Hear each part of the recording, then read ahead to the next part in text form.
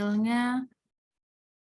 Jadi jika data terbagi menjadi dua, yaitu data primer dan data sekunder, maka ini berarti data tersebut dibedakan berdasarkan apa?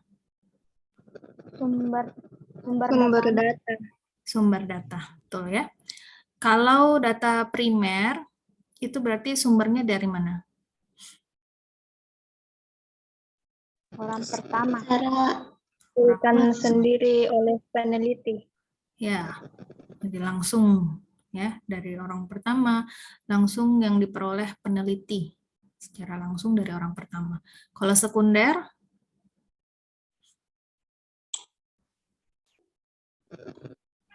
Dari informasi yang didapatkan seperti dari suatu instansi atau lembaga yang diteliti.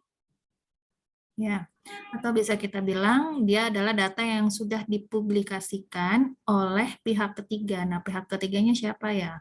Mungkin saja instansi lain, ya, walaupun bukan itu yang diteliti. Misalnya Anda teliti di sekolah Madani Pau-Pau misalnya. Nah, terus Anda ambil data dari ini BPS.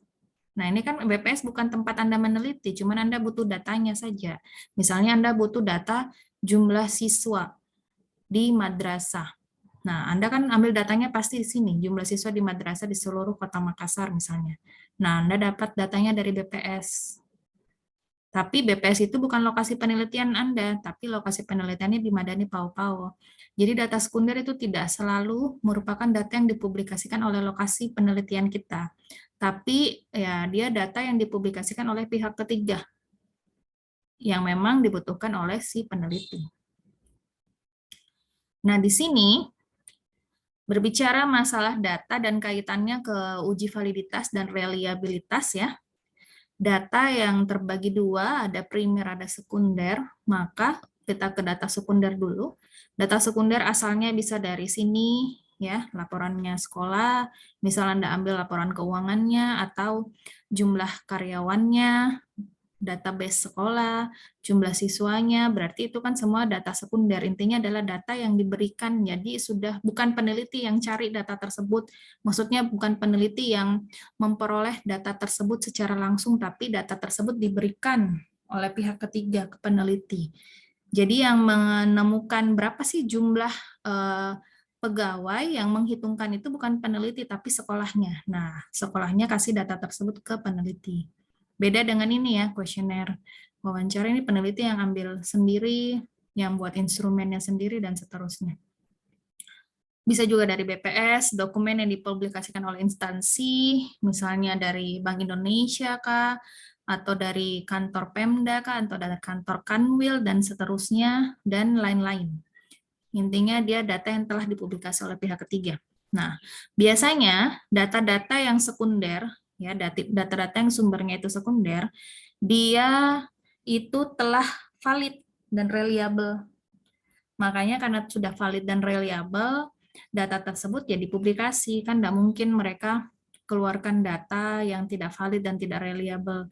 Dia berani mempublikasikan data yang tidak benar dan tidak konsisten. Jadi valid itu benar ya. Jadi valid itu benar atau ya dia memang mengukur yang seharusnya. Kalau reliable ini namanya nama maksud lainnya adalah konsisten. Nah, sementara kalau data primer, nah khususnya untuk kuesioner itu kan yang membuat adalah peneliti. Nah, kuesioner dibuat sebetulnya untuk apa? Untuk membantu peneliti menemukan indikator-indikator dari variabel yang diteliti. Saya selalu bilang ketika Anda bertanya ke saya, berapa minimal pertanyaan dalam kuesioner, ya saya pasti bilang ya intinya adalah mampu mewakili variabel tak dan variabel tersebut dapat menjawab rumusan masalahnya kita. Jadi kalau mau bikin pertanyaan sampai 20 ya tidak masalah selama memang pertanyaan tersebut memang betul-betul mewakili variabel penelitian tak dan membantu kita untuk menjawab rumusan masalah penelitiannya kita. Yang membuat pertanyaan dalam kuesioner adalah si peneliti. Nah, masalahnya kemudian adalah apakah pertanyaan-pertanyaan yang kita buat itu betul-betul mewakili si variabel penelitian kita. Misalnya Anda penelitian tentang pengaruh manajemen surplus terhadap prestasi belajar. Berarti kan Anda akan bikin pertanyaan-pertanyaan yang mewakili manajemen surplus dan mewakili prestasi belajar. Nah, pertanyaan-pertanyaan itu yang Anda bikin, apakah sudah betul mewakili kedua variabel tersebut atau tidak? Ya, jadi untuk mengetahui apakah memang pertanyaan tersebut betul-betul sudah mewakili, maka harus diadakan uji validitas dan uji reliabilitas. Jadi kuesioner di sini harus melewati 2 tahap itu dulu. Makanya kuesioner ini dikatakan bahwa instrumennya harus valid dan juga reliable. Kenapa harus valid dan reliable? Ya, supaya dia bisa betul-betul mewakili variabel penelitian. Jangan sampai Anda bikin pertanyaan yang ternyata tidak mewakili itu. Jadi Anda bikin pertanyaan untuk mewakili manajemen surplus dan juga prestasi belajar. Tahu-tahu di dalam pertanyaannya itu tidak mewakili kedua variabel itu. Nah, alhasil, hasil penelitian Anda itu jadinya tidak bisa menjawab rumusan masalahnya kita. Gitu.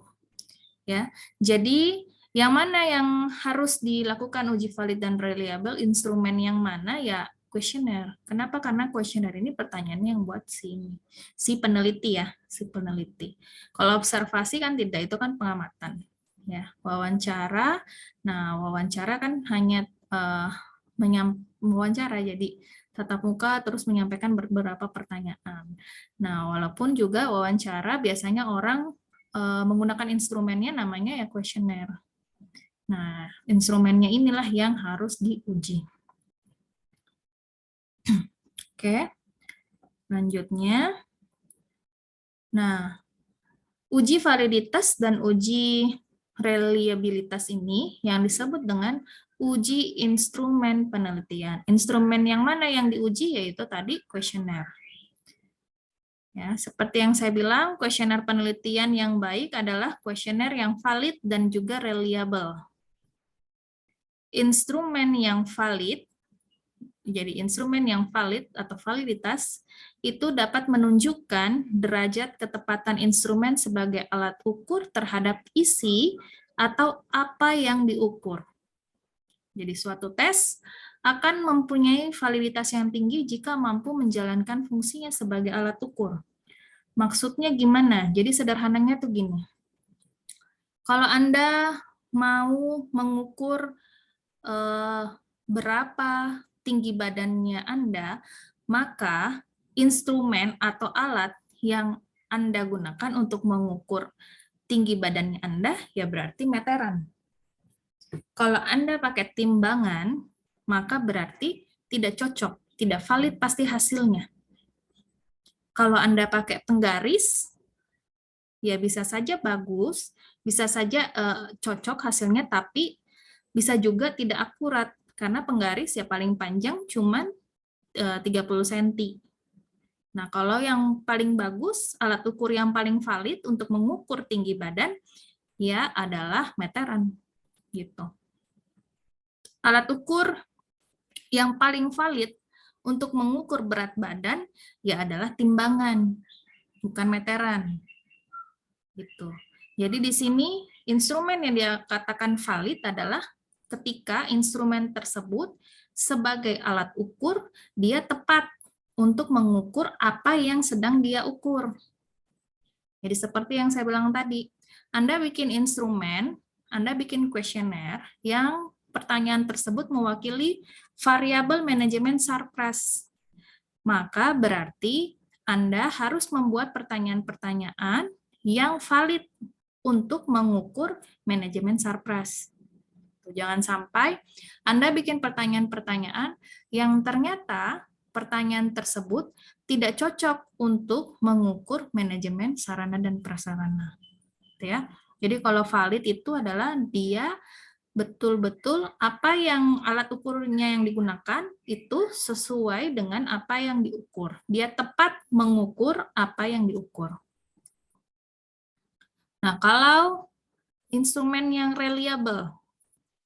Nah, instrumen yang reliable adalah instrumen yang jika digunakan dalam kegiatan penelitian dengan suatu objek yang sama, maka akan menunjukkan hasil yang sama, meskipun pelaksanaannya dalam waktu dan kondisi yang berbeda.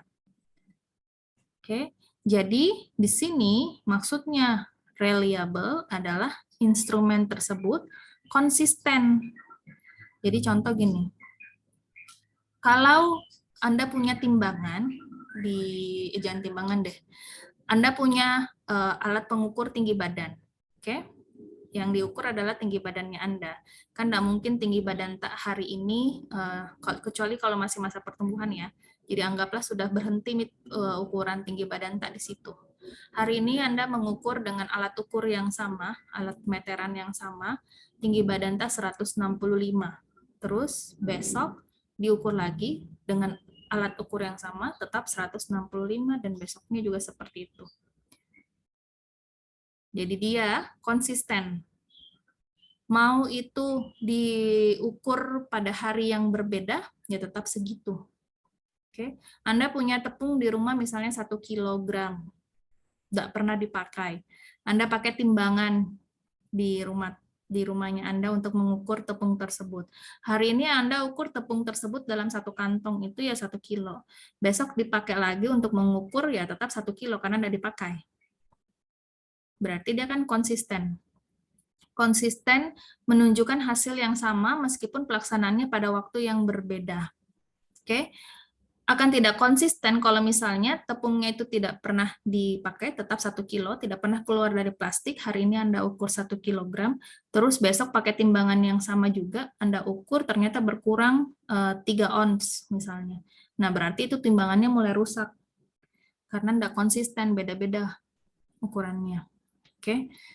Nah, ini namanya reliable. Jadi sama. Instrumen yang digunakan, jangan sampai instrumen itu, kuesioner tersebut, dipakai untuk objek yang sama, tapi waktu yang berbeda, terus jawabannya itu jadi berbeda.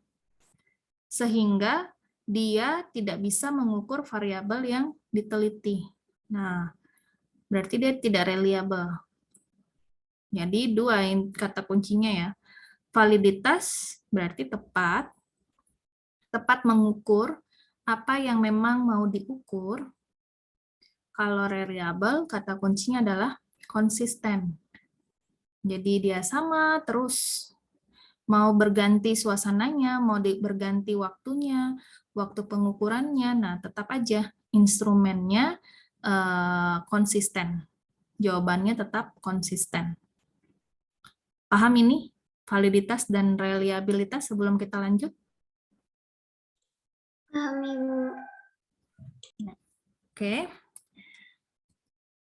Nah, kita masuk ke uji validitas nih. Saya salah ketik.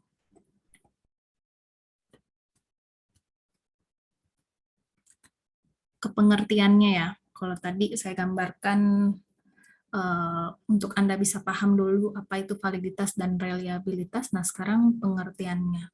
Jadi uji validitas itu digunakan untuk mendeteksi apakah instrumen atau kuesioner dapat digunakan untuk mengukur kelompok target penelitian.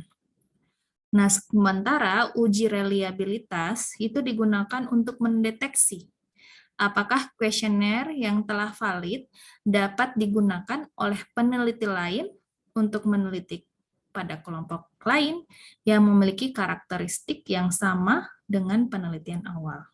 Oke, jadi kalau instrumennya Anda ini betul dapat mengukur kelompok target penelitian, jadi dia sebagai alat ukur, betul dia dapat mengukur kelompok target penelitian.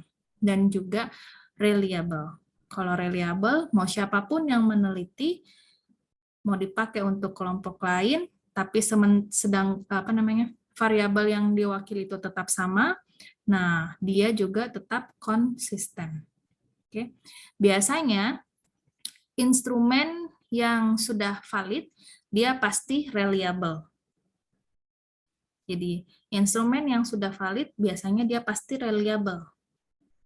Nah, kebalikannya, instrumen yang reliable belum tentu valid. Bisa jadi valid, bisa jadi juga tidak valid. Makanya orang biasanya melakukan uji validitas dulu.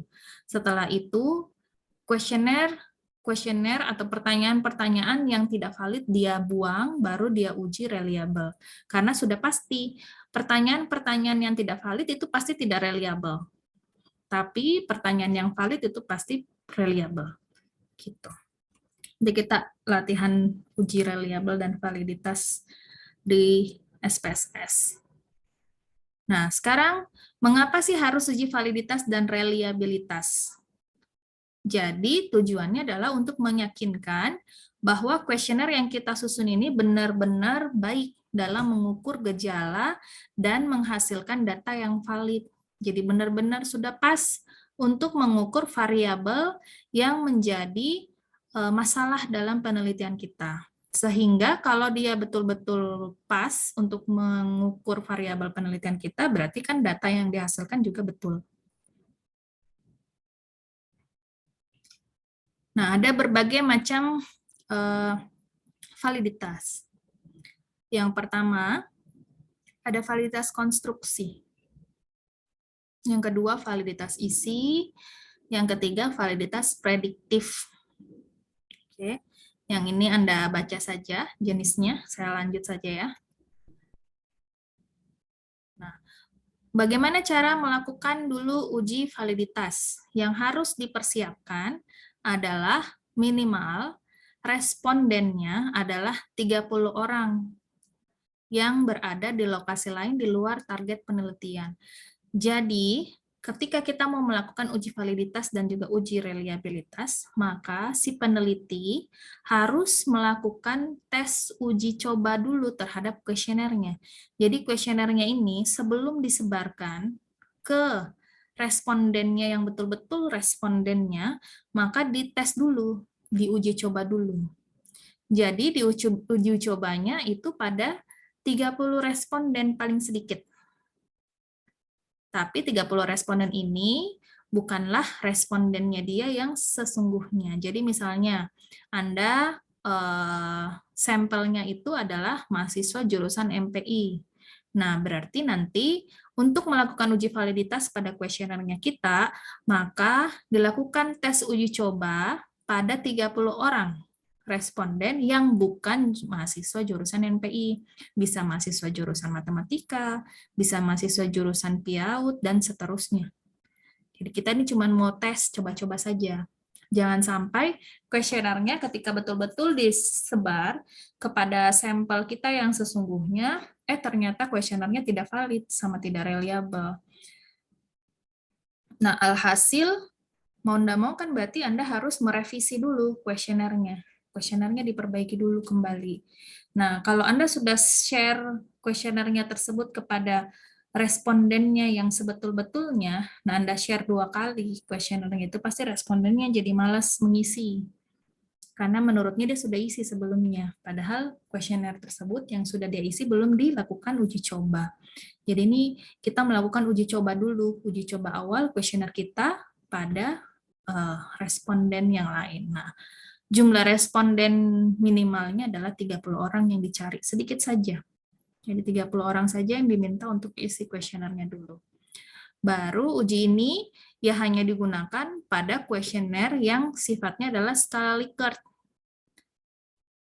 Kenapa kira-kira begitu? Kenapa bukan skala Goodman? Jadi uji validitas hanya untuk kuesioner yang isi kuesionernya itu skala Likert. Kenapa? Ya Anda tahu kan, kuesioner yang Anda kan saat ini sudah menyusun kuesioner, ada yang sudah saya terima kuesionernya walaupun belum Anda lakukan uji validitas, tapi menurut saya itu sudah mewakili. Nah, tinggal Anda cek saja validitasnya nanti. Kenapa kira-kira hanya kuesioner yang pakai skala Likert saja yang diuji?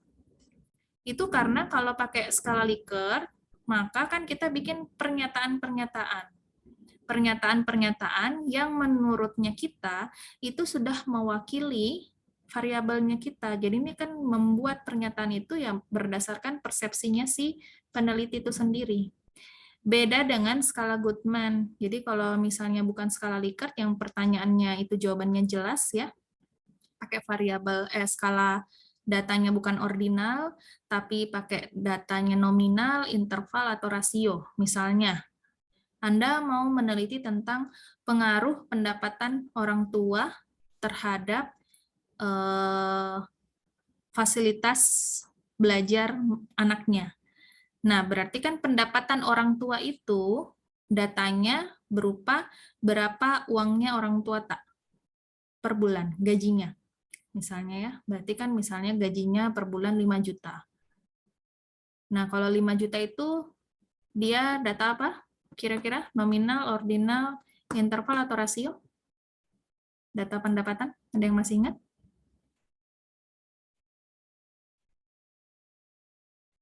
Nominal, ordinal, interval, atau rasio?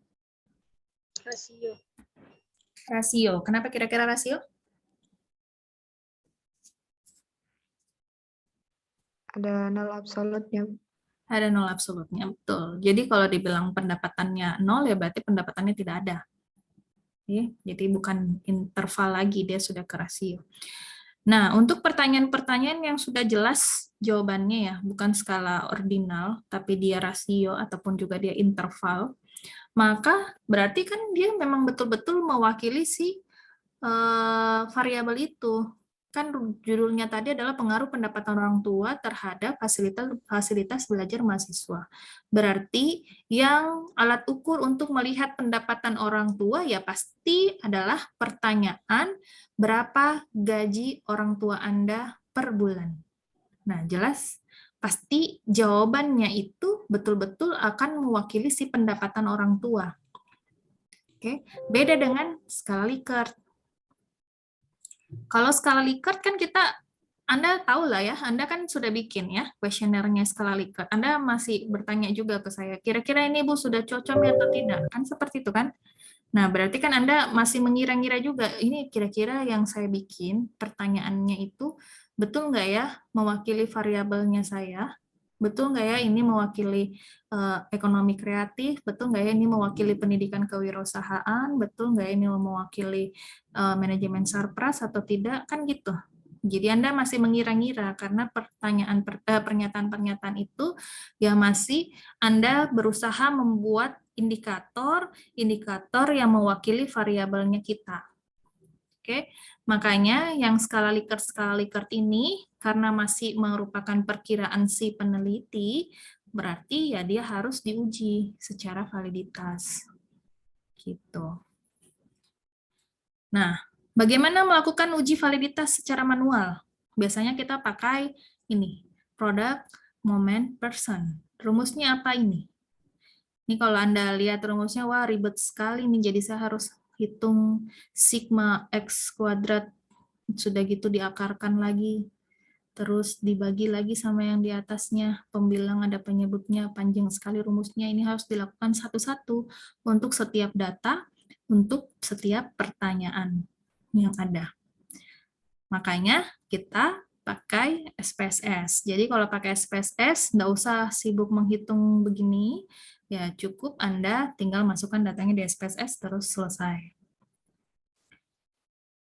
Lanjut, bagaimana dasar pengambilan uji validitas person? Jadi kalau sudah diolah datanya pakai rumus ini misalnya, atau Anda pakai SPSS, terus sudah keluar hasilnya, nilai R-nya, RXY-nya berapa? Nah, kemudian bagaimana kita langsung menentukan apakah si pertanyaan nomor 1, nomor 2, nomor 3, dan seterusnya itu sudah valid atau tidak? Nah, dasarnya adalah di sini. Jadi ini yang harus Anda hafalkan. Ya. Jadi nanti seterusnya ya, analisis data sampai regresi, kita akan sering-sering menemukan yang kayak gini.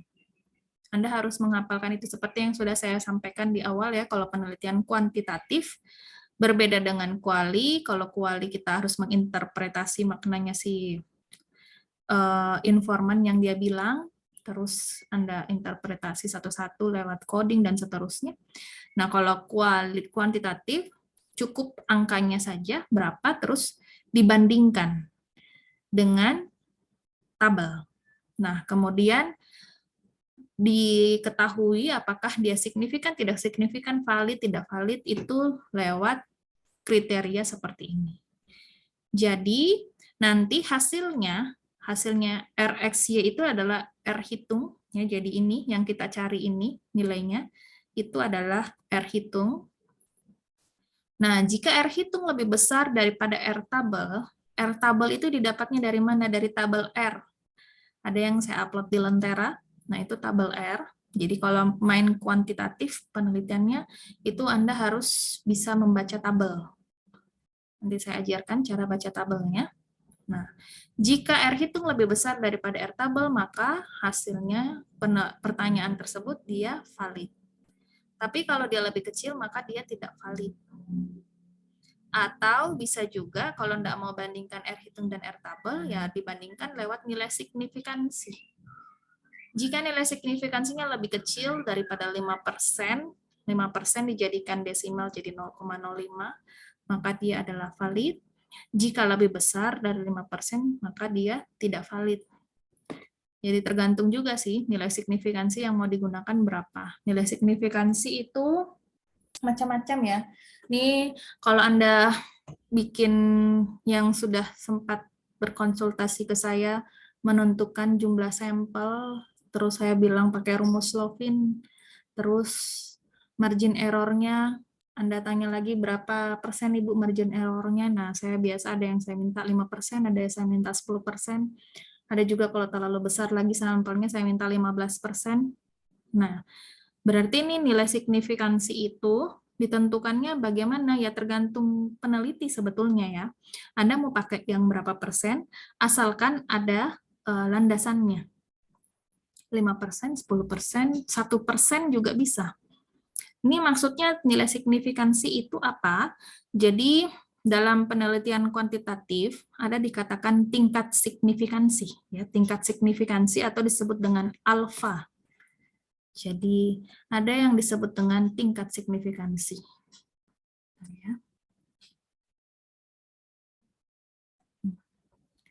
Jadi ada yang disebut dengan tingkat signifikansi, biasanya dia simbolnya seperti ini, alfa.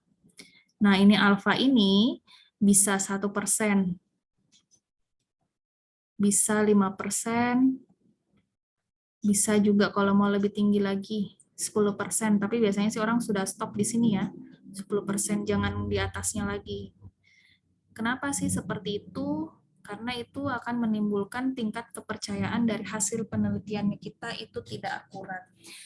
Ini berkaitan juga dengan rumusan masalah. Ini setiap Anda bikin rumusan masalah, dari awal kita pertemuan kan saya selalu bilang, misalnya Anda bikin rumusan masalah kalau judulnya adalah pengaruh manajemen sarpras terhadap prestasi belajar, maka rumusan masalahnya adalah apakah terdapat pengaruh yang signifikan? Oke, saya akan bilang gitu. Apakah terdapat pengaruh yang signifikan antara manajemen sarpras terhadap prestasi belajar? Kan saya bilang gitu. Pakai kata signifikan. Nah, itu signifikan itu artinya apa? Signifikan itu artinya ya terbukti. Terbukti.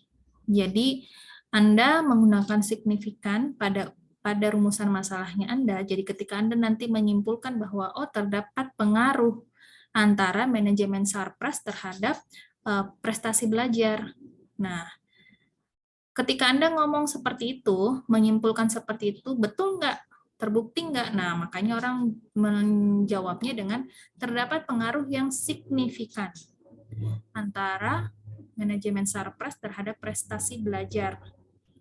Jadi ketika Anda sudah menggunakan kata signifikan, berarti apa yang Anda simpulkan itu terbukti bahwa yang Anda simpulkan itu sudah melalui proses uji signifikansi. Makanya dapat dipercaya karena terbukti apa yang Anda bilang terdapat pengaruh itu sebab sudah melalui uji signifikansi. Nah, uji signifikansinya berapa persen? Nah, bisa dipilih di sini. Boleh 1%, 5%, 10%. Nanti ditanya lagi, oh terbuktinya dengan tingkat signifikansi berapa persen? Jadi maksudnya kalau 1% ini ya, berarti tingkat kepercayaan, ya, tingkat hasil dari penelitian kita itu terbukti betul dengan tingkat kepercayaan 99%. Gitu. Kenapa 99%? Karena ada tingkat kesalahan, ini yang ini nih, yang di sini, ini tingkat kesalahan. Nah, tingkat kesalahannya boleh dipilih, mau kesalahannya 1%, 5%, 10%. Jadi kalau tingkat kesalahannya 1%, berarti tingkat kebenarannya, tingkat kepercayaannya ya, biasanya orang bilang tingkat kepercayaannya adalah 99%. Jadi didapat dari 100 dikurang 1. 100% dikurang 1, berarti 99%. Berarti ini hasilnya bagus sekali. Kalau Anda mau mengambil tingkat signifikansi 1% buat melakukan pengujian, nah berarti hasil yang Anda bikin ini tingkat kepercayaannya 99%. Maka ini bagus sekali. Kalau 99% juga, maka berat untuk ditempuh. Ya. Kenapa? Karena tingkat kesalahan ini 1%. Jadi contoh gini loh, Anda kan sudah mencoba menghitung jumlah sampel dari populasi dengan menggunakan rumus Lovin. Saya sudah suruh coba pakai margin error 5% dulu, baru coba pakai margin error 10%. Ketika margin errornya 5% dan 10%, yang mana jumlah sampelnya yang lebih banyak? 5% atau 10%?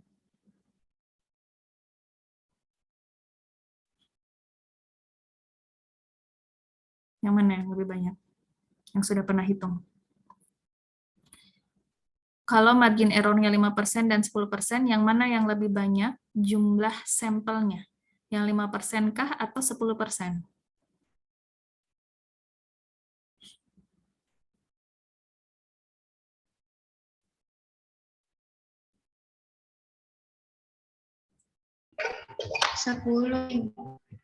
Yang lebih banyak 10%.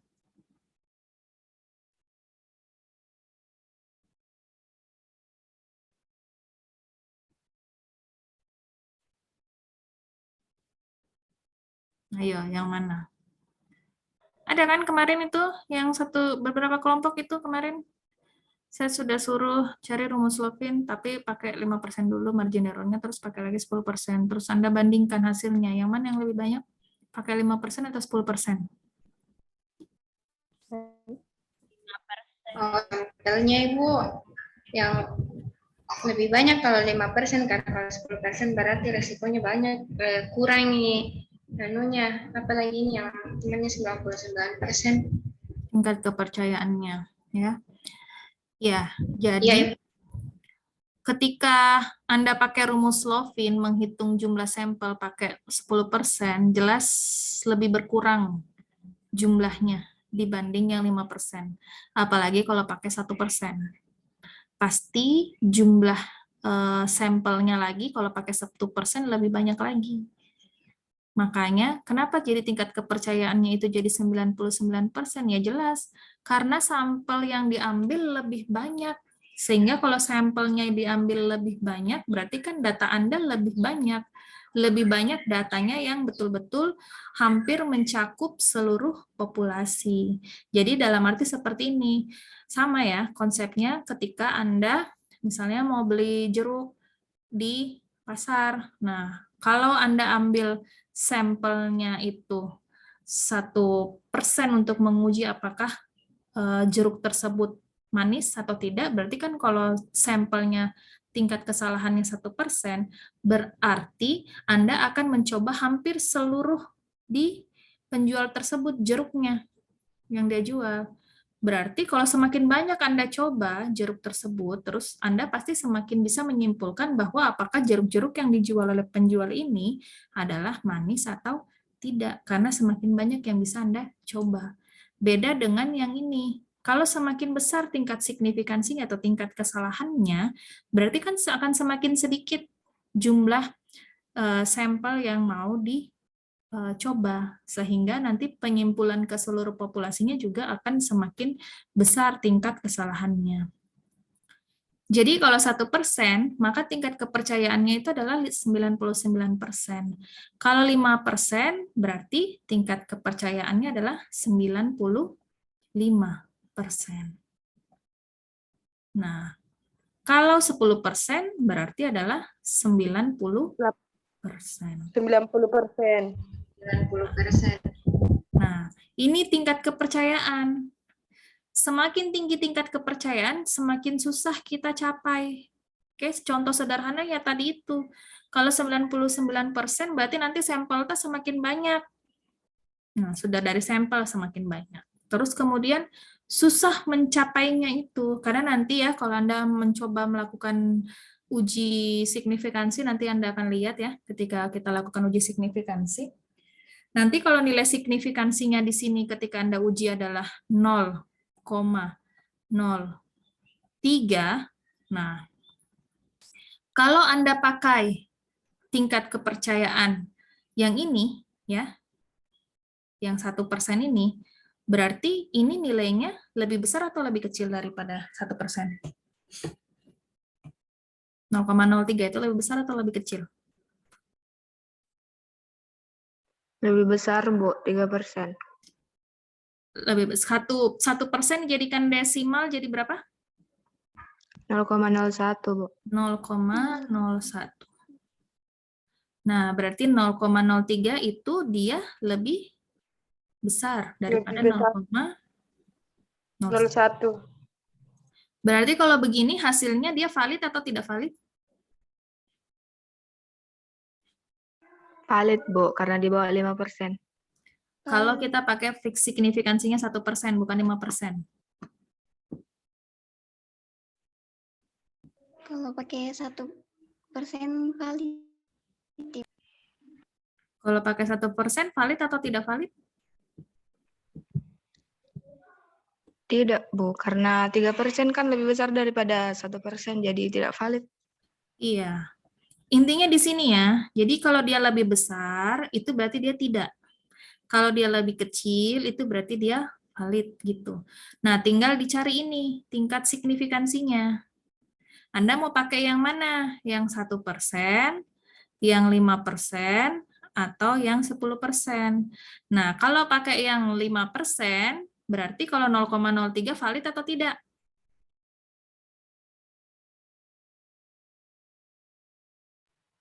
Kalau tingkat signifikansinya yang dipakai adalah 5%. Berarti ini valid atau tidak valid?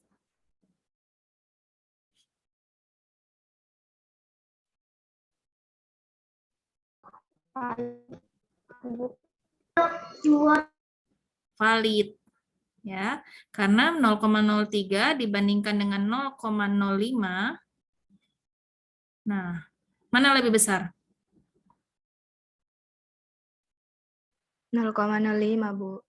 0,05, berarti dia ini lebih kecil. Jadi intinya tuh gini ya, membandingkannya itu jangan lihat angkanya di sini.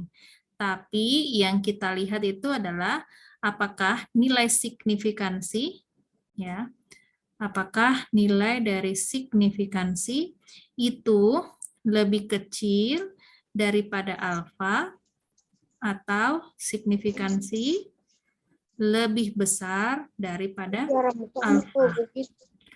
Nah, kalau dia lebih kecil daripada alfa, berarti dia valid. Oke. Nah, kalau dia lebih besar daripada alfa, dia tidak valid. Intinya dia di situ. Jadi, kita akan membandingkan signifikansi, nilai signifikansinya dengan tingkat alfanya atau margin errornya, tingkat kepercayaannya. Kalau dia lambangnya dia lebih kecil, berarti dia valid. Kalau lebih besar, berarti dia tidak valid. Nah, sekarang alfanya berapa yang mau dipakai? Nah, tergantung kalau alfanya 1%, 5%, atau 10%. Kalau 5% berarti modelnya kayak gini. Nanti signifikansi dibandingkan dengan 0,05. Kalau 1% dibandingkan dengan 0,01. Kalau 10% berarti dibandingkan dengan Berapa? Kalau 10% berapa? 0,1, Bu. 0,1. Oke, jadi kita membandingkannya itu ini ya, sekali lagi tingkat signifikansi ini dibandingkan dengan nilai signifikansinya. Nilai signifikansi dibandingkan dengan tingkat signifikansi. Beda ya. Ada satu nilai, satu tingkat. Ya, sama kayak ini, satu R hitung, satu R tabel. Sama-sama ngomongin R, tapi yang satu hitung, yang satu tabel. Nah, ini sama-sama ngomongin signifikansi.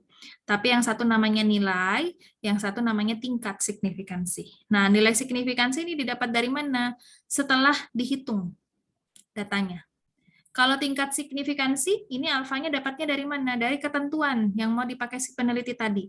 Anda mau pakai 1% atau 5% atau 10%. Biasanya orang mentoknya sampai sini ya. Jangan, biasanya sih juga orang sampai sini sudah stop, jangan ke sini. Karena kalau ke sini maka ya itu tadi, berarti hasilnya kita itu cuma 90% tingkat kepercayaannya. Memang itu nilai yang kalau dalam levelnya biasa ya, bukan penelitian ya, itu tinggi-tinggi juga, 90% kan masih kategori tinggi. Tapi dalam penelitian itu kurang bagus. Yang bagus itu 95% pas. Kalau 99% bagus sekali, cuman susah sekali digapai. Ya, sama seperti tadi. Kalau kita dapat nih ya, nilai signifikansinya setelah diuji, dihitung, ternyata dapat 0,03 tadi. Ya, kita dapat 0,03. Nah, kalau pakai tingkat signifikansi yang 5%, berarti kan nanti kuesioner kita artinya dia valid. Toh? Karena dia lebih kecil daripada 0,05. Tapi kalau kita pakai yang ini, tingkat signifikansinya yang 1%, maka dia jadi tidak valid. Kenapa? Karena 0,03 itu lebih besar daripada 0,01. Jadi hasilnya jadi tidak valid. Padahal semestinya pakai signifikansi 5% dia valid. Itulah tadi dikatakan, kenapa sih orang jarang sekali pakai tingkat signifikansinya 1%? Karena susah. Semakin kecil tingkat signifikansinya, berarti kan tingkat kepercayaannya terhadap hasil penelitian kita semakin besar, jadi 99%. Ya bagus sih 99%, tapi bagi peneliti itu sangat sulit dicapai. Nanti Anda akan lihatlah, pada saat Anda skripsi, itu banyak sekali mahasiswa yang berharap bisa tingkat signifikansi itu jadi 30%, jadi 20%, karena tidak signifikan hasilnya ketika dia pakai tingkat signifikansi 5%, apalagi pakai 1%. Jadi yang mestinya hasilnya itu ada pengaruh misalnya ya, mestinya kalau pakai 5%, maka simpulannya penelitian kita adalah ada pengaruh yang signifikan antara manajemen sarana dan prasarana terhadap prestasi belajar siswa. Tetapi karena si penelitinya ngotot mau pakai 1%, nah jadi simpulannya berubah. Karena terlalu tinggi, misalnya ternyata nggak didapat hasilnya. Jadi simpulannya berubah, jadi tidak ada pengaruh yang signifikan antara manajemen sarpras terhadap prestasi belajar. Nah, ini karena dia mau pakai yang ini, 1%. Gitu. Makanya orang itu pakainya tengah-tengah, yang ini, 5%. Ini yang biasanya sering sekali digunakan. Kenapa? Karena ini sudah pas. Tidak terlalu tinggi, sehingga tidak susah kita capai, dan juga tidak terlalu rendah. Oke? Paham nggak ini maksud saya tentang tingkat signifikansi? Karena ke depannya kita bakalan pakai ini terus, signifikansi. Jadi supaya Anda tahu bagaimana sih saya mau menentukan tingkat signifikansinya. Jadi kalau Anda nanti pakai rumus sampel yang pakai tingkat signifikansi 10%, ya memang tidak masalah. Tapi itu akan menyebabkan bahwa tingkat kepercayaan orang terhadap hasil penelitiannya kita itu hanya 90%. Gitu. Nah, kalau Anda pakainya 5%, itu jauh lebih baik daripada 10%. Karena tingkat kepercayaannya Anda jadi lebih tinggi. Mengerti ini yang signifikansi?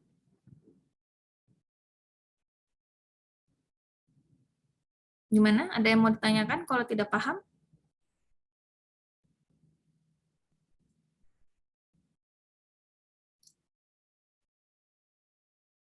Ini kalau kuantitatif itu kata kuncinya selalu di sini ya. Jadi kalau Anda tidak paham tentang penjelasan ini ya, signifikansi ini, nilai signifikansi dan tingkat signifikansi atau alfa, nah ini jadi masalah. Jadi kalau alfa, tingkat signifikansi tadi berkaitan dengan ya tingkat kepercayaan terhadap hasil penelitiannya kita. Semakin kecil tingkat signifikansi, maka semakin bisa dipercaya penelitiannya atau semakin tidak bisa dipercaya penelitiannya tadi.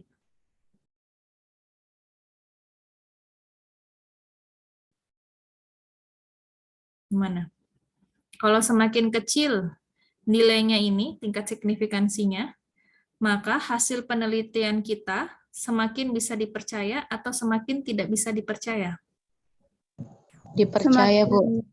Percaya. Semakin dipercaya. Ya. Karena jadi lebih besar tingkat kepercayaannya ya. Jadi tingkat signifikansi ini adalah tingkat kepercayaannya. Nah, kalau dia semakin kecil, maka berarti tingkat kesalahannya juga semakin kecil. Kalau dia tingkat kesalahannya kecil, maka dia ini tingkat kepercayaannya jadi 99%. Ingatnya itu dari angka pengurangan dari 100-nya ya. Jangan dilihat dari sini, 1%, berarti tingkat kepercayaannya 1% dong, salah. Maksudnya kalau 1%, tingkat kepercayaannya itu adalah 99%. Jadi kalau di sini 5%, berarti tingkat kepercayaannya berapa tadi? 95%. 95%. 95%. Oke ya, saya anggap Anda sudah paham ya tentang tingkat signifikansi. Ingat selalu tingkat signifikansi itu simbolnya adalah alfa. Nanti dia dibandingkannya sama nilai signifikansi. Jadi mau itu uji validitas, mau itu uji T hitung ya, mau itu uji F hitung. Nah, biasanya orang itu membandingkannya dalam dua versi seperti ini. Satu dibandingkan dengan tabel, ya. Jadi kalau uji T berarti T hitung dan T tabel. Nah, ini kan uji validitas R hitung dan R tabel. Nah, kalau signifikansi, maka dibandingkannya dengan tingkat signifikansi atau alfa. Oke, kita lanjut. Jadi ini harus ingat-ingat ketentuannya ini. Kalau lebih kecil dari signifikansinya, tingkat signifikansinya berarti valid. Lebih besar tidak valid. Kalau dia lebih besar, R hitungnya dari R tabel valid. Kalau lebih kecil, dia tidak valid. Ingat ya, kebalikannya nih ya. Kebalikan. Kalau yang sini dia lebih besar, yang di sini dia lebih kecil, dan dikatakan valid. Nah, ini dia lebih besar. Oke, jangan ketukar. Nah, lanjut. Uji reliabilitas. Nah, uji reliabilitas digunakan oleh peneliti untuk menilai konsistensi pada objek dan data. Apakah instrumen yang digunakan beberapa kali untuk mengukur objek yang sama akan menghasilkan data yang sama. Ya, jadi Anda ingat, kata kuncinya tadi, kalau validitas apa kata kuncinya saya bilang?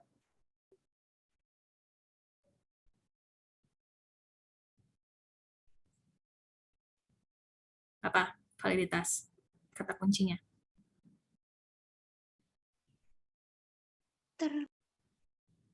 Apa? Validitas atau reliabilitas sih, Bu? Validitas dulu. Kalau validitas Tepat yang diukur, Ibu. Tepat yang diukur, betul Maudina. Kalau reliabilitas? Konsisten. konsisten. Oke. Nah, rumusnya apa? Jadi kalau uji reliabilitas dia dia rumusnya ini pakai ini. Alpha Cronbach. Nah, rumusnya apa ini? Jadi Anda tidak perlu pusing ya. Lihat tuh, aduh susahnya nih rumusnya, sudah pangkat, pakai lagi gamma, pakai lagi pakai lagi matriks dan seterusnya ya. Nah, ini nggak usah pusing karena kita sekarang sudah punya SPSS, jadi langsung bisa diolah pakai SPSS. Kecuali nanti pada saat Anda penelitian dapat pembimbing yang meminta kita hitung manual, nah berarti Anda harus hitung manual pakai ini rumus. Nah, bagaimana kalau uji reliabilitas? Kapan dia katakan dia reliable, kapan dikatakan dia tidak reliable ya. Nah, kalau uji reliabilitas, dia kata kuncinya dia di sini. Jadi dasarnya ya, dasar pengambilan putusannya dia di sini. Ada dua teori menurut ahli. Ada yang mengatakan bahwa ketika nilai ini ya, nilai R yang di sini, Cronbach alfanya itu lebih besar daripada 0,7, maka dia sudah reliable. Maka dia baru reliable kalau dia lebih besar dari 0,7. Nah, ini menurutnya nih, Eko Putro Widoyoko tahun 2017. Nah, ada juga menurutnya Wiratna Sujarweni bahwa kalau dia 0,6 saja, lebih besar daripada 0,6, dia sudah reliable, walaupun dia tidak sampai ini 0,7. Jadi kalau menurutnya Widoyoko ya, kalau dia 0,6, nah berarti dia belum reliable kan? Tapi kalau menurutnya Sujarweni dia sudah reliable, walaupun dia 0,6. Sama seperti konsepnya tadi ya, signifikansi. Kalau dia pakainya 1%, nah bisa jadi dia tidak valid. Tapi kalau dia pakainya 5% signifikansinya, maka dia jadi valid. Nah ini sama juga kayak gitu. Jadi tergantung Anda mau pakai teorinya siapa. Kalau nanti Anda pas uji reliabilitas tahu-taunya 0,6, nah Anda bisalah pakai punyanya Sujarweni, berarti sudah valid. Oke, nah bagaimana kalau angket atau kuesionernya terbukti tidak valid, maka apa yang harus dilakukan? Jadi kalau misalnya Anda sudah menguji, terus ternyata ada pertanyaannya saya yang tidak valid. Dari 13 pertanyaan, oh ada 5 pertanyaan tidak valid. Terus apa yang harus dilakukan? Yang pertama adalah perbaiki pertanyaannya yang dalam angket yang tidak valid tersebut. Dan dibagi ulang pada responden untuk bisa dijawab kembali, responden uji cobanya ya. Jadi kalau ada yang tidak valid pertanyaannya, berarti ini pertanyaannya tidak cocok, tidak pas. Maka pertanyaan tersebut tidak valid. Mungkin saja pertanyaan Anda itu membingungkan, sehingga si responden tidak tahu ini mau jawabnya apa. Dia bingung mau jawab apa, maka jawabannya jadinya tidak valid. Hasil uji validitasnya jadinya tidak valid. Berarti Anda harus memperbaiki pertanyaannya kembali, terus dicoba lagi uji validitas.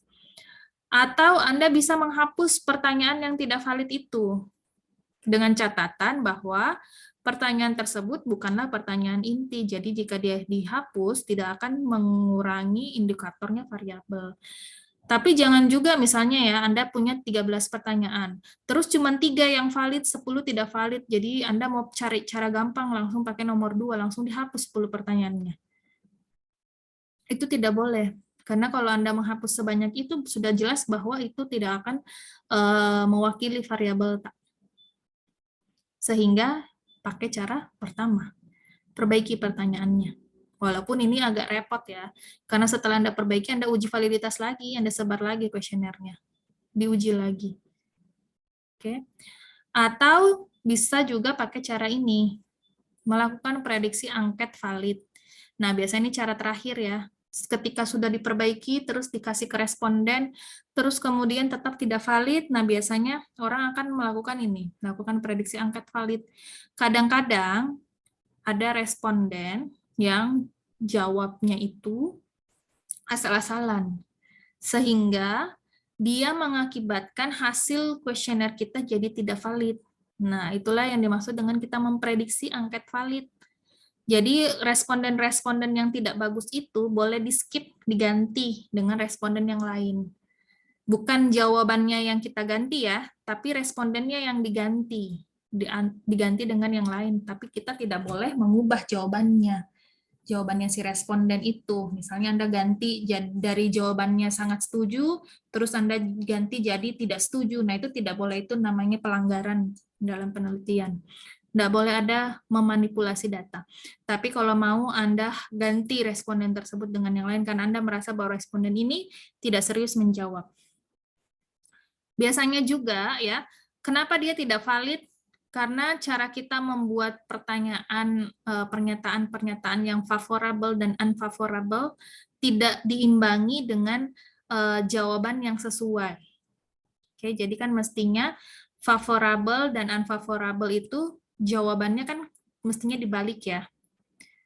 Dari yang sangat setuju misalnya adalah 5, kemudian di unfavorable sangat setuju adalah 1, kan mestinya gitu, dibalik gitu. Nah, Anda kemudian tidak balik itu. Jadi si responden uji cobanya bingung, ini mau jawab apa. Bisa juga karena respondennya tadi tidak serius ya menjawab, sehingga ya dia tidak tahu bahwa ada kata tidak dalam salah satu pernyataannya kita yang mewakili pertanyaan unfavorable. Sehingga itu yang mengakibatkan kuesionernya tidak valid. Oke, jadi bagusnya sih ya kalau misalnya Anda sudah berkali-kali melakukan uji coba tidak valid terus, nah mungkin ini ada masalah di pertanyaan yang unfavorable-nya tadi. Nah, mungkin responden tidak konsentrasi sehingga dia jawabnya salah terus di bagian unfavorable, makanya jadinya tidak valid. Sehingga Anda bisa men-skip favorable dan unfavorable-nya diganti jadi seirama, jadi homogen. Jadi sebetulnya sih saya pakai favorable dan unfavorable itu untuk men-skip pertanyaan, responden-responden yang tidak fokus menjawab. Nah, itu biasanya akan menimbulkan masalah kalau Anda menemukan responden yang tidak fokus menjawab itu, dan dia dijadikan responden uji coba kevalidannya. Nah, perbedaannya antara uji validitas dan reliabilitas saya kira sudah cukup jelas ya, sampai sekarang yang saya terangkan ya. Mulai dari yang satu masalah konsistensi, yang satu masalah ketepatan untuk mengukur. Jadi ini konsisten, terus cara mengukur reliabilitas adalah dengan memeriksa konsistensi hasil lintas waktu, lintas pengamat berbeda, dan lintas bagian itu sendiri. Sementara kalau validitas, dengan memeriksa seberapa baik hasilnya dibandingkan dengan teori. Pengukuran yang reliable tidak selalu valid, seperti yang saya bilang tadi, tapi pengukuran yang valid umumnya adalah dia reliable. Jadi kuesioner yang valid itu biasanya reliable, tapi kuesioner yang reliable itu tidak selalu valid. Oke. Nah, ini nanti Anda tonton. Baik, kita masuk ke olah data di SPSS. Boleh dibuka datanya ya. Saya buka dulu. SPS-nya juga silahkan dibuka.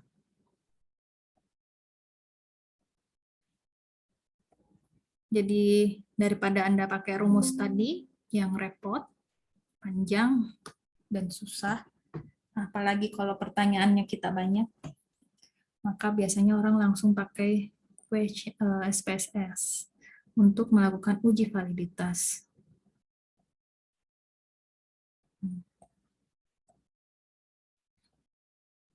Nanti kalau saya share screen, terus kemudian ada yang tidak tampil ya, karena biasanya kalau SPSS itu dia agak banyak yang harus di-share dan nggak muncul tampilannya di Zoom.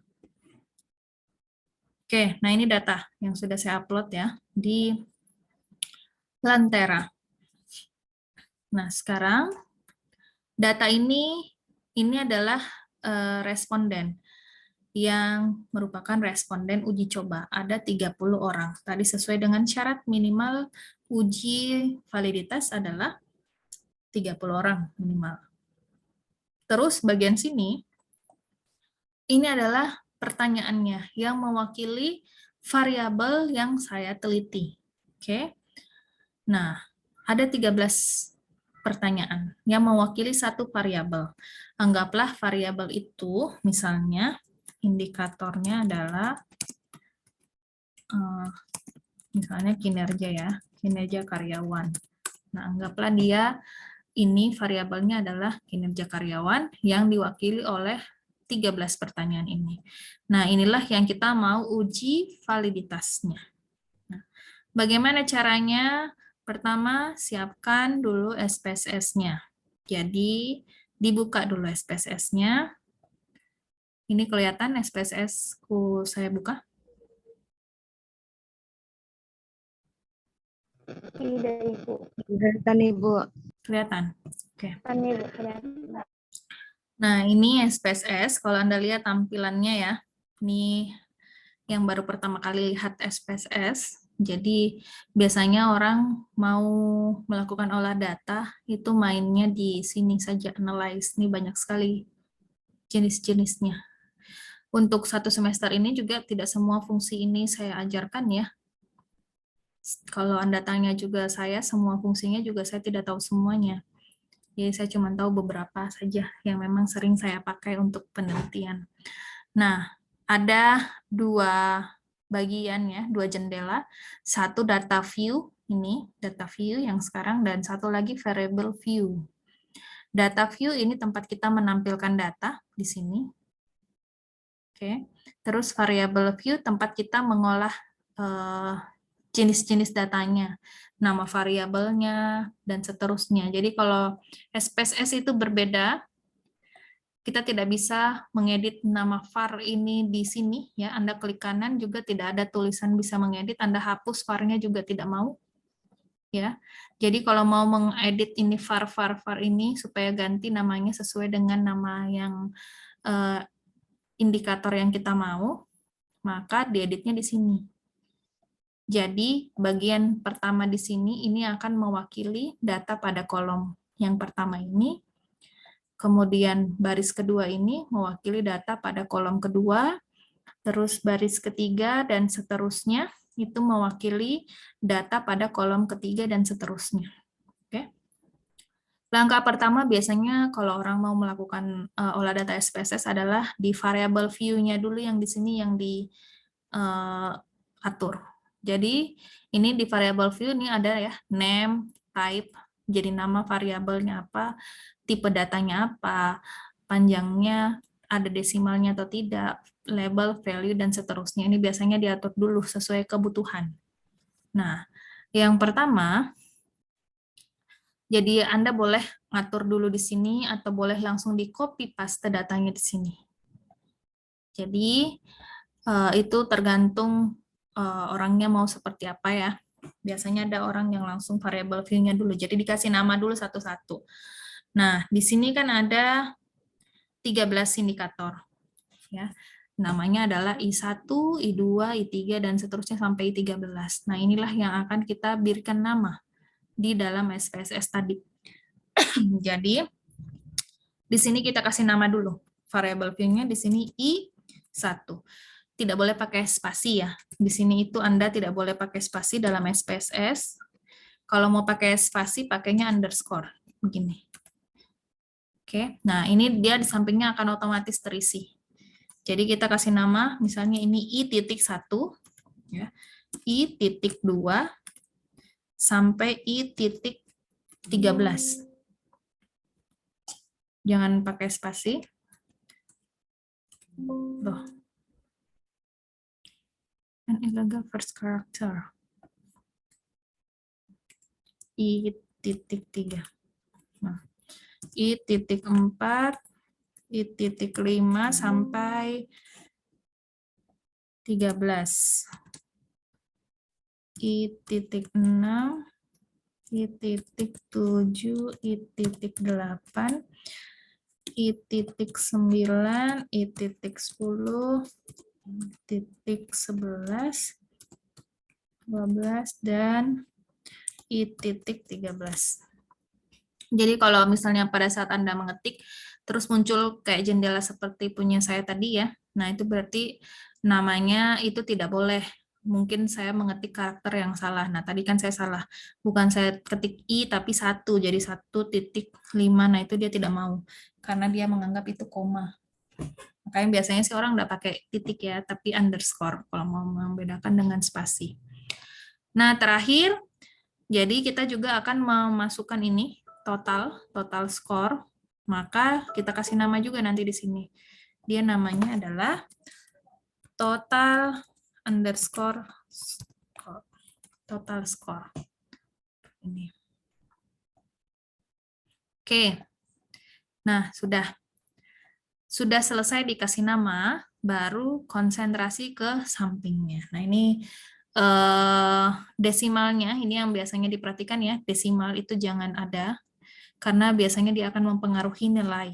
Maka ini diganti jadi 0. Anda boleh dikasih kecil angkanya seperti ini, atau boleh langsung pakai keyboard, di blok dulu, terus pilih 0, blok lagi, pilih 0, blok lagi, pilih 0.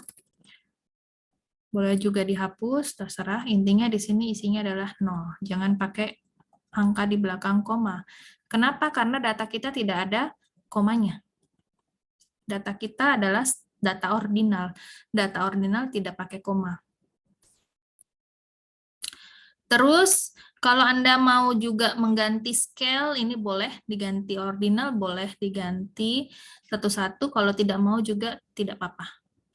Jadi, kalau mau diganti boleh jadi ganti ordinal, kalau tidak juga tidak usah. Karena nanti SPSS bisa baca sendiri itu datanya. Nah, kalau sudah, ini sudah ada name-nya, sudah ada desimalnya, sudah tidak ada. Terus kembali ke data view. Nah, Anda bisa lihat ya, ini berubah. Nih. Ini logonya, kenapa saya logonya begini, karena tadi sempat saya ganti jadi ordinal. Tuh. Nah, ini sudah ada tempatnya. Jadi ceritanya tuh kita lagi menyiapkan tempat untuk data yang mau kita olah. Nah, inilah tempatnya. Jadi nanti tinggal di copy di situ. Langkah berikutnya setelah siap wadahnya, baru kita copy dari sini. Kopinya jangan dari sini, ya. Nama kolomnya tidak usah di copy, datanya saja.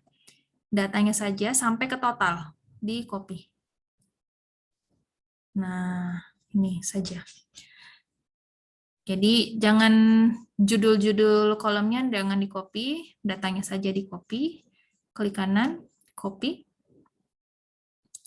Kalau sudah, tinggal taruh ke sini, kursornya kembali ke SPSS, taruh di paling ujung atas, bukan di sini ya, tapi di sini saja, boleh. Terus klik kanan, paste. Nah, dia akan muncul langsung datanya seperti ini. Oke, yang pakai SPSS, gimana? Bisa mengikuti?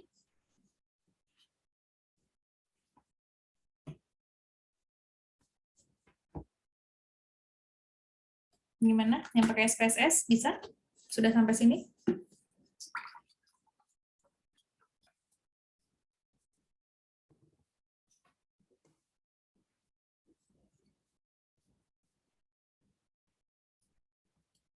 Halo, gimana? Masih ada, Ji?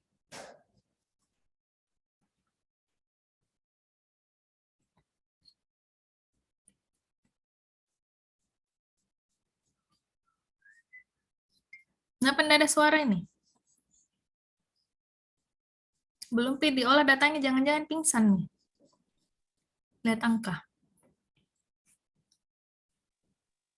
Saya buka aja SPSS tapi enggak sampai di yang langkah yang kau bilang. Sampai di langkah yang mana dong? Oh, anu Bu, apa lagi namanya bermasalah laptopku Bu, layar putih sebelah jadi enggak kubu lanjut gitu. Yang lain gimana? Ada beberapa orang tadi, ada 7 kalau nggak salah tadi ya. Yang 6 orang gimana?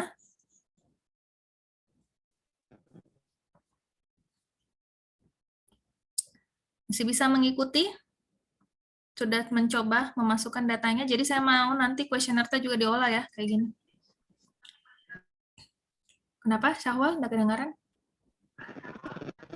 Baru sampai yang tadi yang desimal yang 00. Ya, silakan diselesaikan. Jadi ini yang belum pakai SPSS, tetap diperhatikan, nanti ditonton recordingnya boleh. Boleh juga Anda nonton yang di YouTube yang link saya kasih masuk itu. Juga tutorial. Kuesioner harus kita uji dulu, seperti ini. Uji validitas dan uji reliabilitas.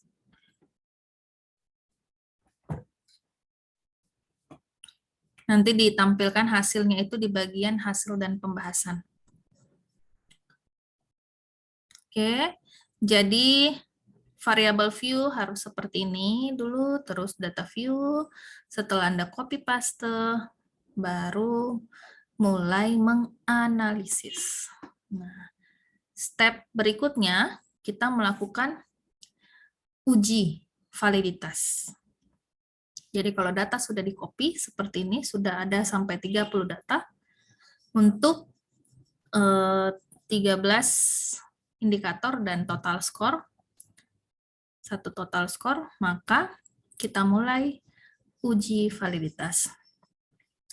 Langkahnya adalah Anda menekan analyze yang ini.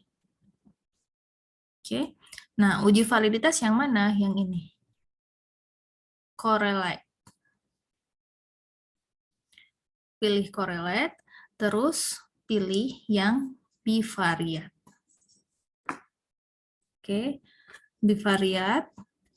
Nah, langsung diklik satu kali. Jadi boleh ya, boleh kursor yang dibuka masih jendela data view ataupun jendela variable view boleh, yang penting datanya sudah masuk dulu ke dalam. Baru Anda pilih analyze, correlate, bivariate. Nah, ini harus Anda ingat, caranya adalah semua yang data yang ada di sini ini yang akan dilakukan uji validitas sampai ke total score. Maka, langkahnya adalah diblok semuanya. Cara membloknya itu tekan Ctrl A di keyboard. Nah, jadi setelah diblok semua baru dipindah. Kalau Anda tidak bisa blok semua, maka berarti pindah satu-satu. Cara pindah satu-satu ya tinggal Anda klik satu, terus pindah.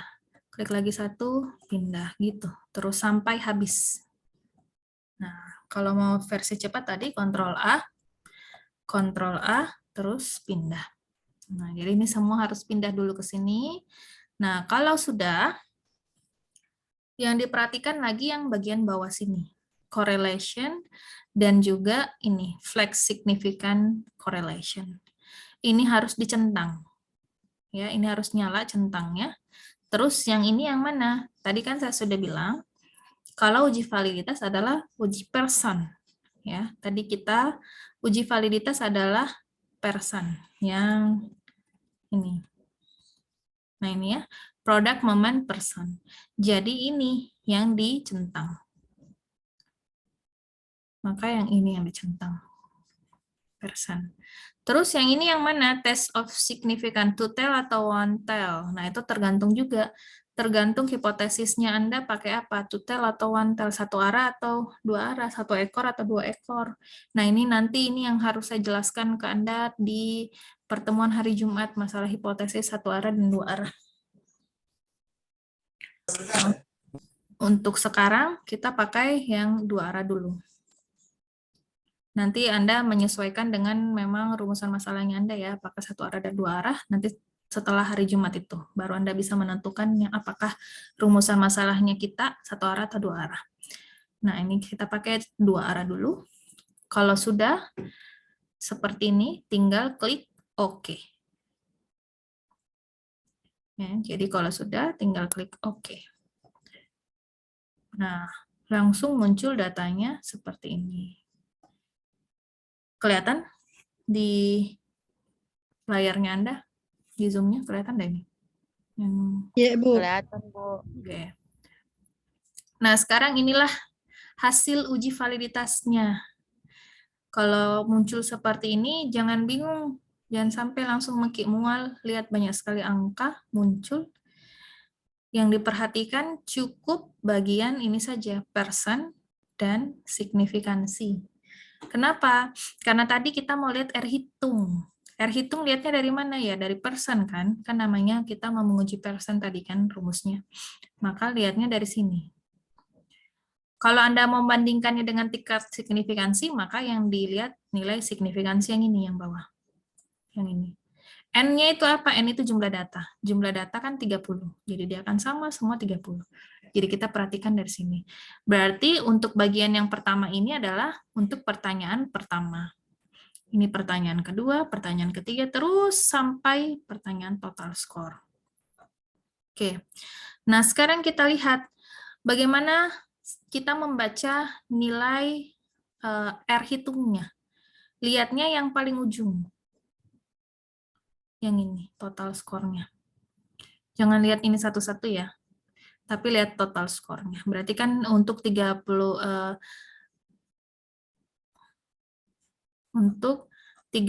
orang itu, ya, 30 responden itu, dia inti jawabannya adalah di sini totalannya. Nah, ini yang kita bandingkan. Ini 0, ini ada titik ya di depannya ya. Jadi kalau SPSS itu kalau ada titik depannya berarti dia 0, oke. Nah, berarti ini bacanya ini nilai persennya yang pertama 0,726. Ini 0,600. Ini 0,842, terus 0,818, 0,748, 0,842 dan seterusnya. Oke. Lihat tingkat signifikansinya, berarti kan tadi yang urutan keduanya ya, semuanya urutan kedua. Kan tadi pertama persen, kedua signifikansi tail. Tingkat signifikansinya 0,00, ini juga 0,00, 0,000, dan seterusnya 0,07. Nah, ini ada 0,007 ya, ada 0,001.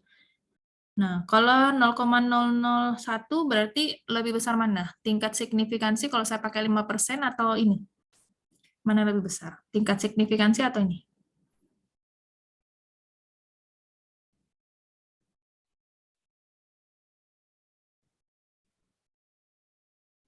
Nah, yo, yang mana? Kalau tingkat signifikansinya 5%, nah didapat nilai signifikansinya, ini nilai signifikansi ya, yang didapat hasilnya. Nilai signifikansinya 0,001. Tingkat signifikansi yang saya gunakan 5%. Berarti ini valid atau tidak valid? Valid. Valid. Valid. Kalau ini valid, tidak valid? Tidak valid. Tidak. 0,007 dibandingkan dengan 5%. 5% itu berapa sih? 0,005 atau 0,05? 0,05. Satu J0-nya setelah koma atau dua nolnya setelah koma? Satu juga. Satu. Berarti yang mana lebih besar? Ini valid atau tidak valid?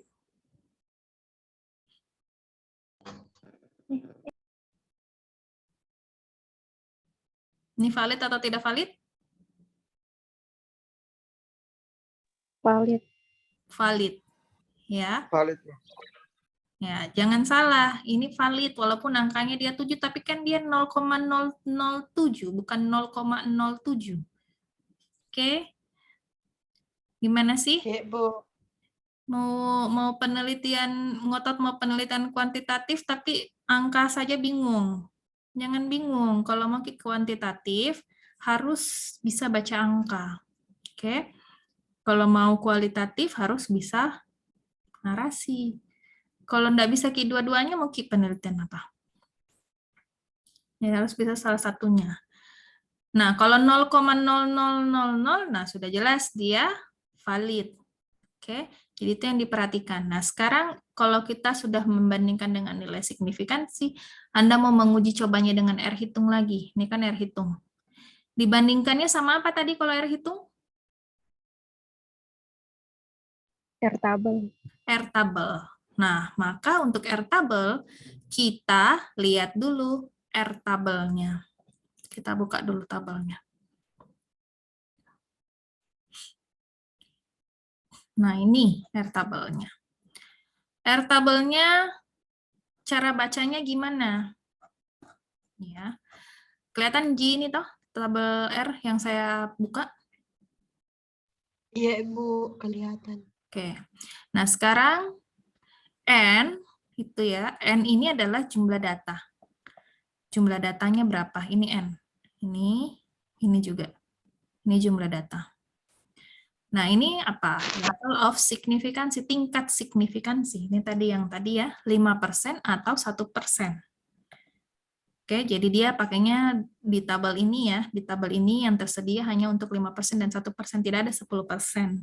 Makanya seperti tadi saya bilang, kalau bisa ketika Anda mau penelitian, jangan pakai yang 10%, pakailah 5% maksimal. Nah, di sini tingkatnya ada 5% dan 1%. Tingkat signifikansi yang saya gunakan, saya memilih untuk menggunakan yang 5%.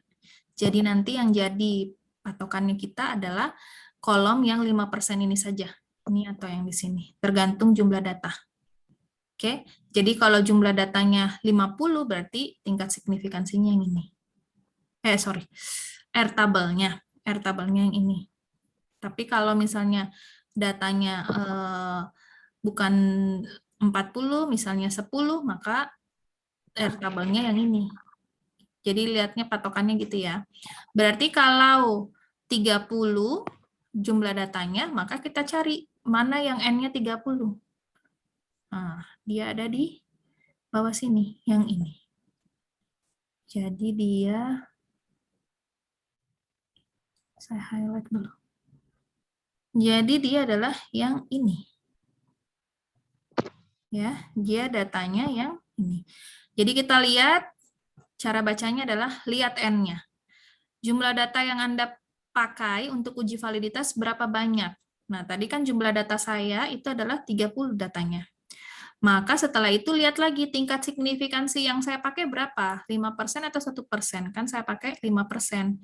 Maka lihat yang sejajar, yang ketemu 5% dan 30 ketemunya di sini. 0,361. Oke, sehingga datanya nanti R tabelnya adalah ini. Oke. Kalau ya saya mau Anda membaca tabel, juga R tabel. Kalau misalnya saya pakai tingkat signifikansi 1%. Oke. Tingkat signifikansi 1% untuk jumlah data yang saya pakai adalah 44. Berarti berapa R tabelnya?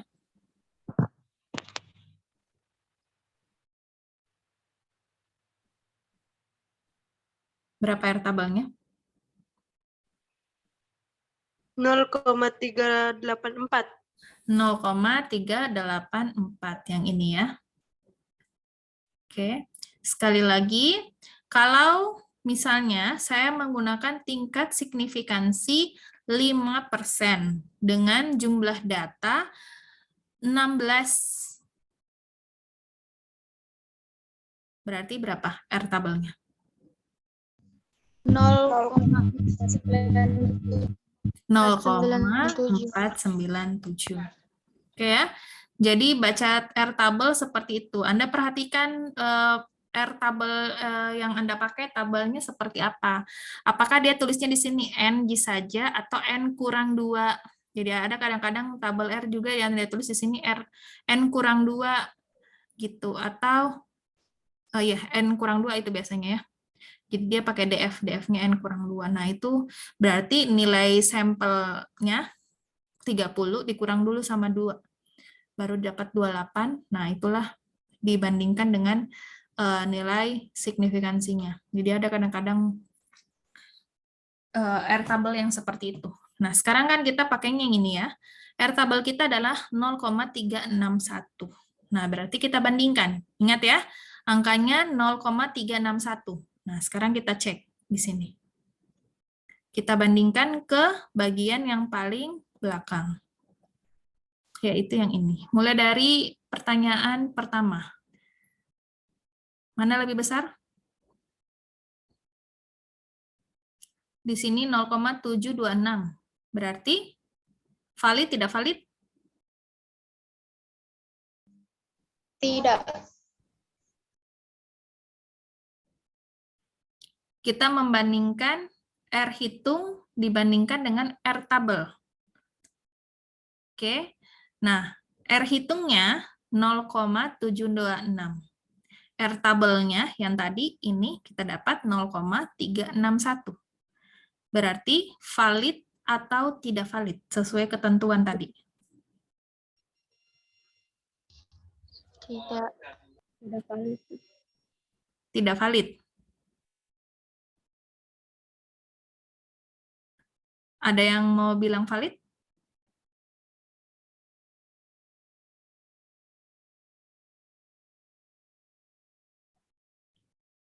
Kita lihat ketentuannya ya. Ketentuannya kalau pakai R hitung dan R tabel, dia modelnya begini. Ketika R hitung lebih besar daripada R tabel, maka dia jadinya valid. Ketika R hitung lebih kecil daripada R tabel, maka dia tidak valid. Jadi yang ini yang dilihat. Bukan yang ini lagi. Kalau yang ini tadi dibandingkannya sama nilai signifikansi. Oke? Kalau yang ini dibandingkannya dengan R hitung dan R tabel. Nah, tadi R hitungnya adalah 0,726. Oke. R tabelnya adalah 0,36 berapa tadi tuh? 0,361. Berarti valid atau tidak valid? Valid, Bu. Valid. Ya, jadi jangan terkecoh dengan ketentuan yang bawah ini. Ini beda lagi yang dia bandingkan. Ini membandingkan antara si A dan si B. Kalau ini bandingkan si C dan si D.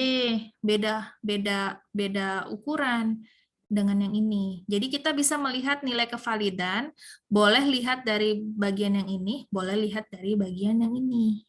Terserah Anda mau lihat bagian yang mana. Tidak mungkin kalau signifikansi dilihat dari nilai signifikansi dia valid, terus dilihat dari nilai R dia tidak valid, tidak mungkin. Itu bisa jadi cara Anda olah data salah, sehingga dia tidak klop. Biasanya kalau signifikansinya valid, maka ini juga ikutan valid. Asalkan tingkat signifikansi yang digunakan itu sejalan. Nah, jangan sampai ya di sini Anda pakai 1% misalnya. Terus yang di nilai signifikansi tadi membandingkan ini Anda pakai 5%. Nah, itu berarti Anda yang tidak akurat, maksudnya Anda yang tidak klop, satu pakai 1%, satu pakai 5%. Nah, sehingga ada yang valid, ada yang tidak valid pasti jawabannya. Oke. Jadi dilihatnya berdasarkan ini dan juga yang ini. Ingat selalu kalau signifikansi selalu kalau lebih kecil maka dia itu valid. Kalau R kebalikannya, kalau dia lebih kecil dia tidak valid justru. Oke. Jadi yang dilihat adalah ini. Nah, kita lihat. Ada nggak yang nggak valid? 0,726 berarti kan valid. 0,600 berarti masih valid. Oke. 0,842 valid. Ya. 0,596. Ini kecil ya, 595. Valid enggak?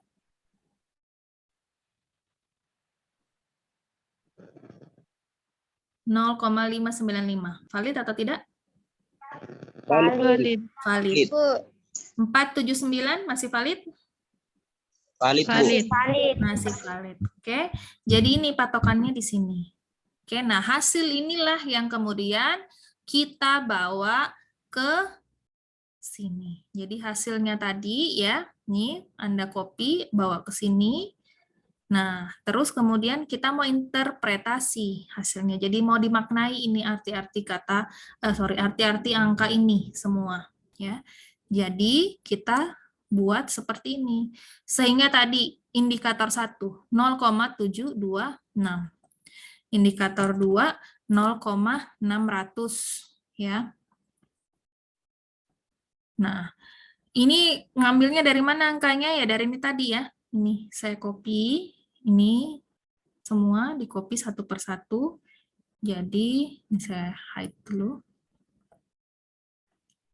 Nah, ini yang saya copy satu persatu. Pindahkan ke sini. Untuk indikator pertama, nilai R hitungnya sekian. Indikator kedua, R hitungnya sekian, dan seterusnya. Nah, R tabelnya ya sama semua. Karena sampelnya sama, 30, 0,361. Tingkat signifikansinya, nah ini di-copy lagi dari sini. Indikator kedua 0,00, nah yang bukan 0,00, indikator 8. Kemudian indikator 11, udah itu aja. Jadi di sini indikator 8 0,001, indikator 11 0,007. Maka sesuai dengan ketentuan yang ada di sini, kita mengkategorikan dia keterangannya valid atau tidak valid. Maka inilah hasilnya. Keterangannya dia valid semuanya. Nah, kemudian inilah yang diinterpretasi. Jadi interpretasi itu apa sih maksudnya? Diberikan keterangan, dikasih kalimat, dinarasikan. Ini kalau valid maknanya apa? Ini kalau dia R hitung lebih besar daripada R tabel, maknanya apa? Nah, itu dikasih keterangan. Nah, keterangannya itu adalah yang seperti ini. Jadi, ini nanti saya uploadkan di Lentera ya. Jadi, kalau misalnya kuantitatif itu keterangannya itu mirip-mirip, jadi Anda tinggal ganti-ganti saja angkanya. Nanti kalau ada yang tidak valid, berarti nanti Anda tulisnya adalah tidak semua valid. Ada yang tidak valid, misalnya yang tidak valid adalah ini, indikator 9 misalnya ya. Nah, Anda bisa tulis, kecuali pada indikator ke-9, hasilnya tidak valid gitu. Jadi kalau menginterpretasi kuantitatif itu cukup mudah ya. Anda cukup bisa tulis seperti ini. Kuesioner yang digunakan dalam penelitian ini untuk mengukur variabel apa? Sebut variabelnya. Dengan berapa jumlah pertanyaannya? 13 indikator. Oke. Dan diuji coba pada berapa responden? Di sini adalah 30. Untuk menguji kevalidan instrumen. Hipotesisnya dalam uji validitas yang dilakukan adalah sebagai berikut. Hipotesis 0 itu selalu yang mengatakan dia tidak sesuai teori ya, atau tidak ada perubahan, tidak valid, dan seterusnya. Jadi dia ada kata tidaknya biasanya ya, yang bertentangan.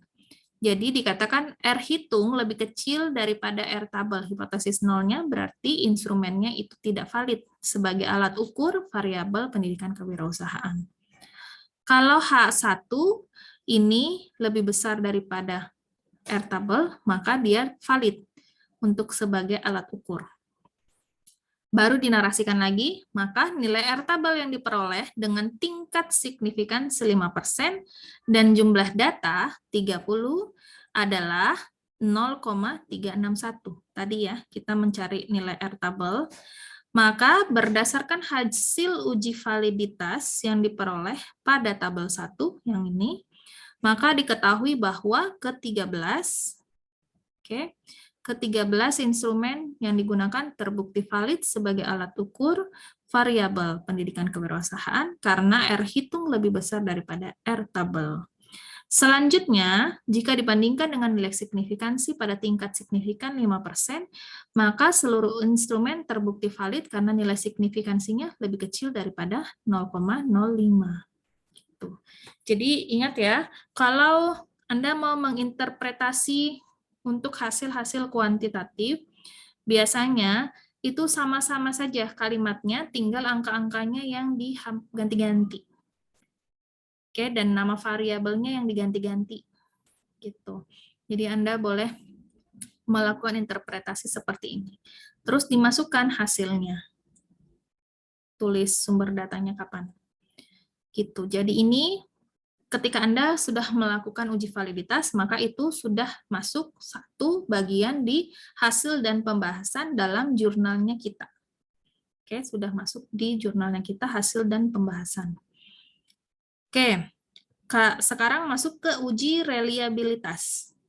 Oke, jadi ini validitasnya semuanya valid. Seandainya ada yang tidak valid, maka yang tidak valid tersebut tidak perlu Anda uji reliabilitas, dikeluarkan. Oke. Nah, bagaimana cara uji reliabilitas? Sama, kembali lagi ke sini, ke datanya, kemudian analyze, terus scale, yang ini.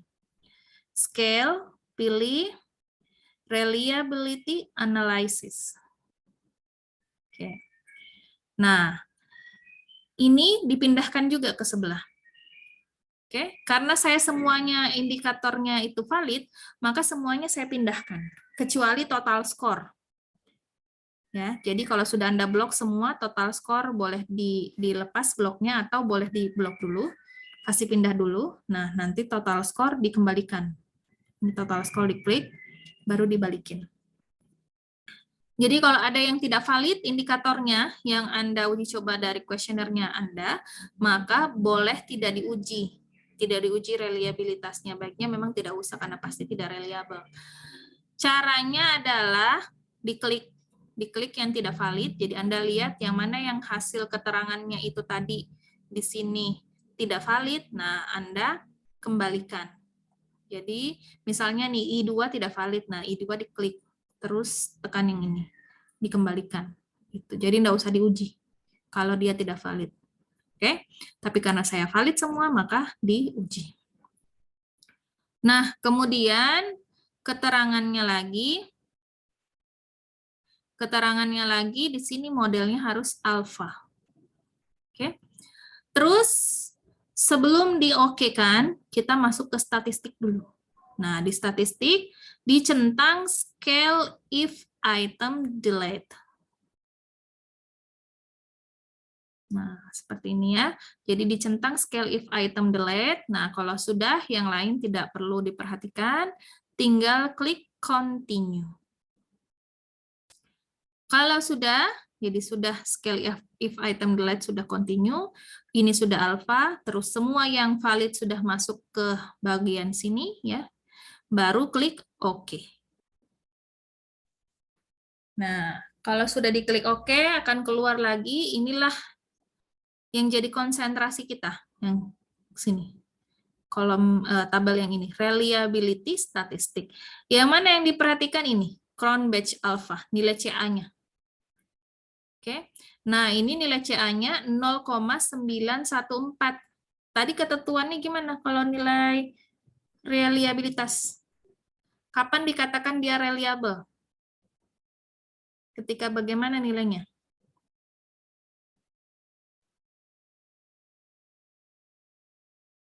Yo, Anda ingat?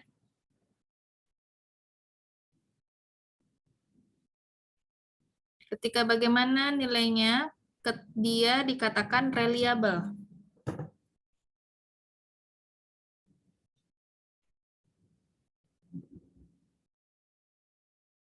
Konsisten.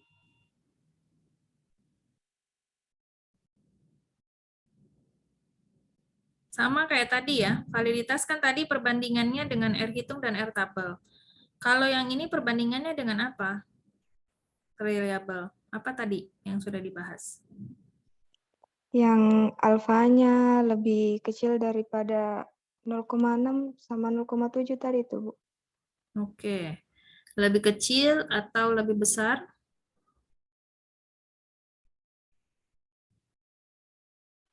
Lebih besar, Bu, alfanya. Besar. Lebih besar. Jadi, kalau ini mau pakai teorinya tadi,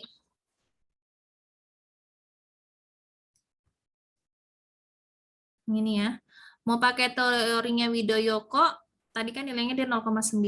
Mau pakai teorinya Widoyoko, masih reliable. Mau pakai teorinya Sujarweni, masih reliable juga. Oke, maka berarti ini nanti hasilnya adalah reliable. Sehingga kita bisa tulis interpretasinya seperti ini.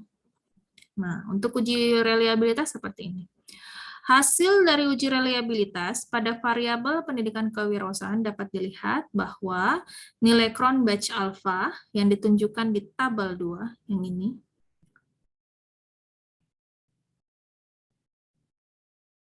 yang ini ya, dan dapat dinyatakan reliable atau bisa sorry ya, ini bukan dipercaya tapi atau konsisten.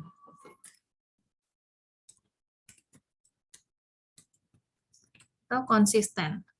Diketahui berdasarkan tabel 2 bahwa nilai Cronbach alfanya lebih besar daripada 0,7 atau yaitu 0,914 lebih besar daripada 0,7 dan dapat dinyatakan reliable menurut teorinya Widoyoko 2017. Jadi Anda harus memberikan pedoman Anda menurutnya siapa itu. Kalau lebih besar daripada 0,7 dikatakan reliable. Nah, ini menurutnya Widoyoko. Hasil tersebut membuktikan bahwa semua pernyataan dalam kuesioner variabel X dinyatakan reliable. Gitu. Jadi Anda nanti tinggal ganti ininya saja. Atau boleh ganti ininya, kalau misalnya ternyata Anda hasilnya adalah 0,65, misalnya ya, 0,65, berarti Anda tidak boleh pakai menurutnya Widoyoko, tapi pakai menurutnya si ini, Sujarweni. Situ. Oke ya. Jadi, kalau untuk interpretasi, intinya datanya sudah ada, kemudian data tersebutlah yang kemudian dimaknai angkanya. Jadi kalau ini 0,914 maknanya gimana? Oh, maknanya adalah reliable menurutnya Widoyoko. Kenapa? Karena crown batch alfanya lebih besar daripada 0,7. Gitu aja intinya. Sama kayak ini. Ini ternyata kalau seperti ini hasilnya dikatakan valid. Kenapa? Karena R hitungnya lebih besar daripada R tabel. Berarti H0-nya ditolak, H1-nya diterima. Karena R hitung lebih besar daripada R tabel, berarti instrumennya valid. Gitu. Jadi itu interpretasi. Ya. Jadi ketika Anda sudah selesai olah data, jangan cuman ya selesai olah data, ini datanya, ini hasilnya, terus Anda tidak maknai itu. Nah, itu salah. Anda harus memaknai itu. Jadi kalau hasilnya angkanya seperti ini, misalnya, itu artinya apa?